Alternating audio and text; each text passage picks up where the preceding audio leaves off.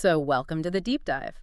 We have this really strange tendency, even in the hobbies we supposedly do for relaxation, to try and optimize the experience right out of existence. Oh, totally. We optimize the fun away. Right, you see it everywhere. Like someone decides they want to get into woodworking, but instead of learning how to use a handsaw, they immediately just buy a $5,000 CNC router. So the machine can just cut the joints for them. Exactly. Or, in the case of our deep dive today, someone decides they need seeds from a very specific plant, the butterfly pea or clitoria-ternatea. Mhm. And instead of growing the plant to get the seeds, enjoying the gardening part, they try to buy a fully mature specimen that already has harvestable pods on it. They want the output without the input. Exactly. It's like buying a fully baked cake just to scrape the icing off. But what we're looking at today is a very specific, personal slice of the internet. Yeah, it's an incredibly unique source. It's the ultimate effort avoidance strategy applied to nature. And we're looking at how nature responds to that. Right, because nature usually has its own plans. Always. We are looking at an excerpt from a long-running blog called Notes on Gardening. Specifically, this is entry number 967. Wow, 967. Yeah, written by someone named Ang on July 26, 2026. And at first glance, I mean, this is just a short 100-word update about harvesting some seeds. But it's actually so much more than that, right? Oh, absolutely. Beneath that short text, there is this fascinating micro-story about intentions versus reality. It's a masterclass in overcoming biases and the surprising rewards of just, well, being patient. I just want to pause on that number for a second, though. Number 967. That's a lot of posts. It's massive. To write nearly 1,000 distinct entries on a single topic, I mean, that implies a massive longitudinal journey. We are dropping right into the middle of a conversation that has been going on for years. Yeah, this isn't some weekend hobbyist making a casual observation. No, this is a dedicated learner, someone who has spent immense amounts of time observing a very specific ecosystem, which is why the opening of this particular entry is just so striking to me. Right, because it starts with a shortcut. Exactly. Ang writes about acquiring this very first butterfly pea from a plant nursery, quote, several moons ago. But Ang explicitly states the original goal was not to actually nurture a seedling. No, the intention was a surgical strike. A surgical strike on a garden center. Pretty much. Ang wanted the end product, the seeds, without having to engage in the actual process of cultivation. It was designed to be purely transactional. You go in, you grab the plant, you get out. Right. You extract the genetic material you need, and you completely bypass the weeks or months of vegetative growth. I have to challenge the logic of that, though. I mean, as a fellow gardener, Oh, go for it. if you are a dedicated gardener, logging almost 1,000 journal entries about maintaining multiple gardening areas, why are you outsourcing the actual gardening part? It does seem counterintuitive. It really does. It feels a bit like, I don't know, buying a fully completed Lego set just to say you have it. If growing things is the core activity, why look for a shortcut on the very thing you supposedly love doing?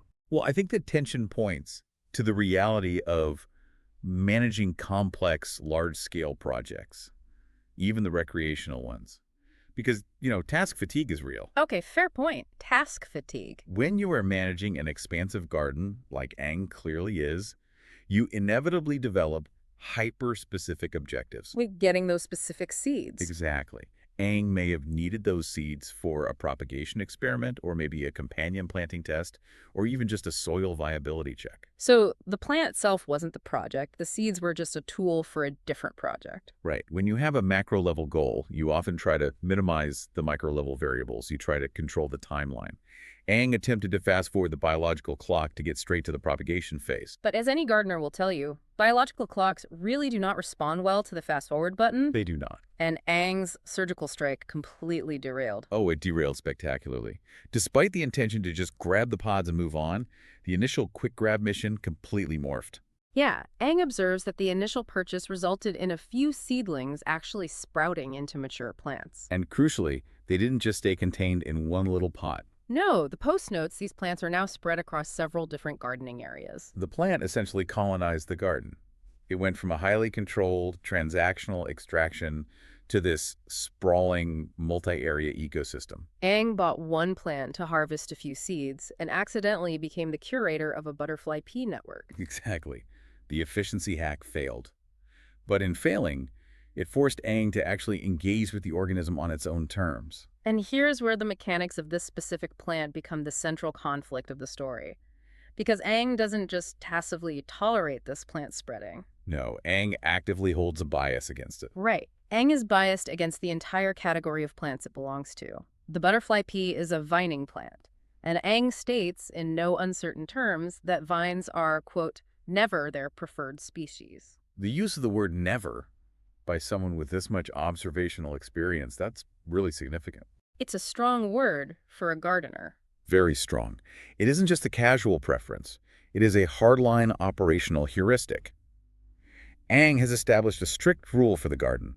Avoid vines. And Aang provides the reasoning right there in the text, stating that vines require the extra work of providing trellis support.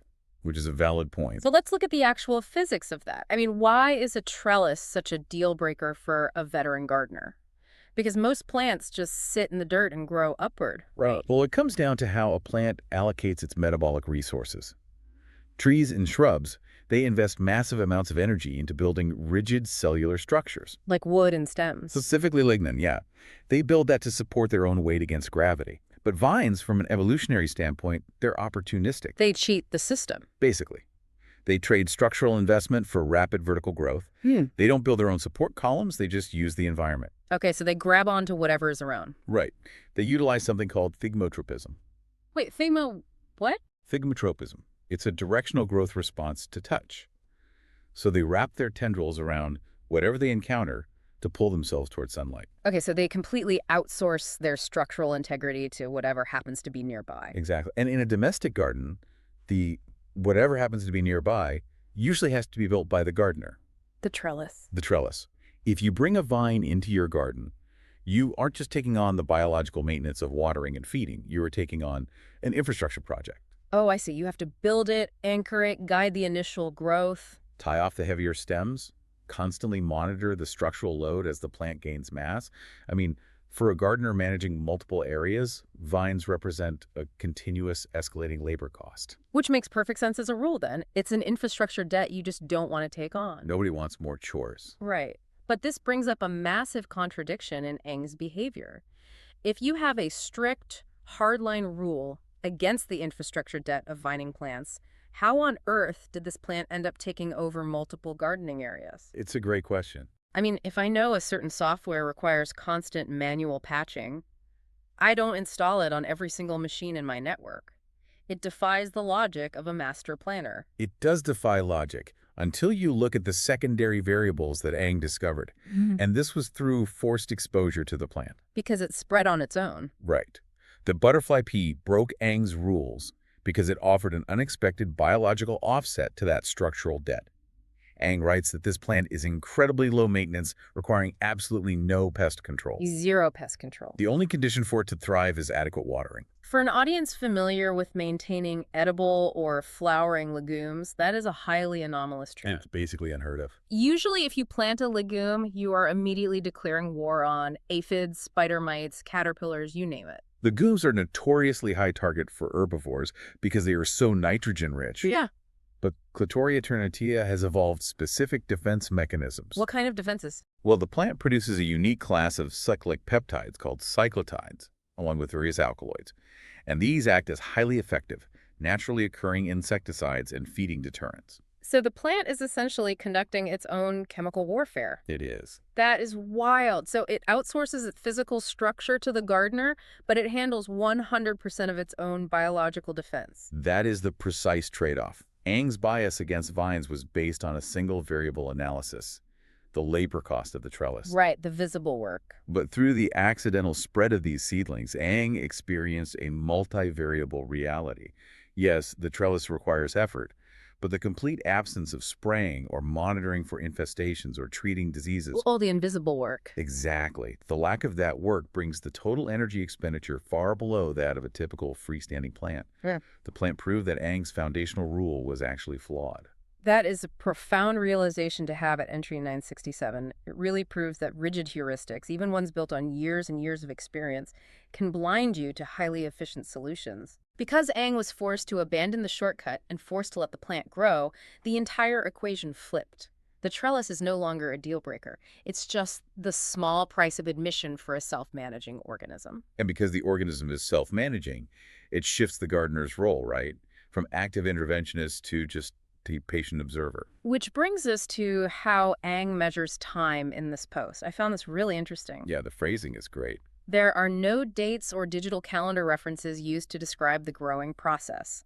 Ang states the initial nursery visit was several moons ago and notes it took quite a few moons to reach the current milestone. The phrasing anchors the narrative in biological time rather than artificial deadlines. It's very poetic. It is, and it reflects a complete surrender to the plant's internal rhythm. You cannot expedite the maturation of a seed pod, no matter how efficient your garden planning is. No matter how many moons you want it to take. Right. You just have to wait. And the milestone Ang has been waiting quite a few moons for is deeply significant, because Ang isn't just harvesting seeds from that original store-bought plant anymore. No, this is a much bigger deal. Ang is harvesting the seed pods of the second generation. Which is huge. Yeah. The shift from first to second generation is the threshold of actual acclimatization. It's like leveling up in a video game. That's a great way to put it. When you buy a plant from a nursery, it was likely raised in highly optimized greenhouse conditions. Perfect humidity, ideal soil composition, regulated temperatures. Pampered, basically. Totally pampered. When you bring it into a dynamic outdoor garden, it undergoes a lot of stress. It has to survive the reality of your specific backyard, the wind, the actual dirt. And many don't survive. But when that first plant drops seeds and those seeds germinate, grow, and produce their own pods, you are witnessing an organism that is epigenetically adapted to the microclimate of that specific garden. The second generation has coded the local environmental data into its development. It is no longer a nursery plant. It is an endemic resident of Ang's ecosystem. It's a local now. It is the ultimate validation of the ecosystem actually working. It really is. But what I find so compelling is the tone Ang uses when describing this massive milestone. You would expect a gardener, upon successfully acclimatizing a difficult species to a second generation, to be highly authoritative. Like taking a victory lap. Exactly. But when Ang looks at these new pods, there is a distinct hesitation. Ang writes, quote, "While I'm unsure whether these seeds are ready for seed propagation, judging by the brownish color of the pods, perhaps they are ripe enough." The word perhaps does a lot of heavy lifting in that sentence. It really does, because well, the mechanics of seed ripening aren't as simple as just checking a timer. Why do the pods turn brown, and why would an expert with 967 entries still be guessing at their viability? Well, the browning of a seed pod is a process of deliberate desiccation. Right. As the seeds inside reach maturity, the plant cuts off the moisture supply to the pod tissue. The cells die, they dry out, they turn brown, which creates this mechanical tension in the pod walls. So it can pop open? Eventually, yeah, that tension causes the pod to split open and disperse the seeds. However, external environmental factors like an unusually dry week or intense sun exposure, those can cause the pod to turn brown prematurely. Oh, before the seeds are actually ready. Exactly, before the seeds inside have fully developed their endosperm. So the visual cue, the brown pod, is reliable, but it's not absolute. Correct. So the uncertainty in Ang's text is not a lack of knowledge, it's actually an abundance of experience. That makes so much sense. A novice sees a brown pod and assumes absolute certainty. A veteran knows that biology is just fraught with false signals. So acknowledging that the seeds are perhaps ripe enough is a sign of deep respect for the complexity of the organism. It is. It's the realization that you never fully master nature. You just get slightly better at reading its hints. I love that. But that lingering uncertainty clearly doesn't stop Ang from taking action. In fact, it seems to have fueled a massive escalation in behavior. Oh, definitely. We reach the present day in the journal entry, and we see the final result of this entire months-long process. The harvest is in. And the yield appears to be substantial. Substantial is an understatement. Ang writes, "Judging by the number of seeds I've gathered, hoarded so far, the focus will be on seed propagation in the coming weeks. Let's see how this goes." The parentheses there are amazing. I really want to zero in on the word Ang, put in parentheses, hoarded. It is a profound shift in terminology, because you do not hoard something you view as a nuisance. Exactly. Look at the behavioral arc we have just mapped out today. We started with a gardener who wanted a hyper-efficient surgical extraction. Someone who wanted to bypass the vegetative state entirely. A gardener who operated on the rigid rule that vining plants are an unacceptable infrastructure burden. And now, quite a few moons later, this same person is gleefully hoarding second-generation seeds. And dedicating all their focus to propagating an army of these It vines. is a complete inversion of the original event. It's a massive psychological shift. The shortcut seeker has completely transformed into a propagation specialist. And the initial bias was dismantled not through debate, but through the undeniable low-maintenance yield of the plant itself. The plant won the argument. It really did. By abandoning the attempt to control the timeline and by allowing the biological process to unfold naturally, Ang unlocked a highly rewarding, compounding return on investment. The long game won out. The physical cost of the trellis became completely irrelevant compared to the biological success of that second generation. It shifted from a transactional relationship to a symbiotic one. Ang isn't just extracting seeds anymore. Ang is actively stewarding the genetic lineage of these plants. And I think it highlights a critical insight about how we assess the cost of our endeavors, too. How so? Well, we often over-index on the visible upfront effort, like building a trellis. And we completely fail to account for the invisible long-term efficiencies, like a plant that naturally repels its own pests. Ang's initial framework was just too narrow to see the value. So, synthesizing all of this for you, the listener, we have unpacked a 100-word blog post from July 2026, and we found a remarkably dense lesson in human behavior and biological systems. It's amazing what you can find in a short entry. It really is. We watched a seasoned gardener try to outsmart a process, fail, and in that failure, discovered that their own rigid rules were actually holding them back from a massive low-maintenance yield. It demonstrates that true expertise is not about enforcing your blueprint on the environment. It is about maintaining the flexibility to let the environment rewrite your blueprint when it presents a more elegant solution. And the butterfly pea presented a very elegant, pest-free solution. And Ang had the wisdom to let go of the anti-vine bias and embrace the outcome. Which brings the lens directly back to you. Because the mechanics of this garden translate perfectly to how we structure our own lives, our work, and our relationships. We all have our own biases. We all have our own versions of the no vines rule. We have these rigid heuristics we use to avoid upfront effort or infrastructure debt. We constantly look for the nursery plant with the pods already on it, trying to skip the messy, unpredictable growth phase to get straight to the harvest. Buying the plant just for the seeds. Exactly. But consider the hidden mechanics we have discussed today. Consider the biological trade-offs. What are the butterfly peas in your own life? That's a great question to ask. What are the projects, the skills, or the opportunities that you are actively avoiding because the metaphorical trellis just seems like too much work?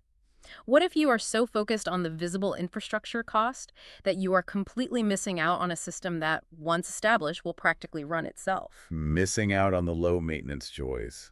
Right. What low-maintenance, high-yield joys are you shutting out simply because you refuse to build the support structure they need to thrive? It might be time to let a few vines grow, give them some water, and just see what happens.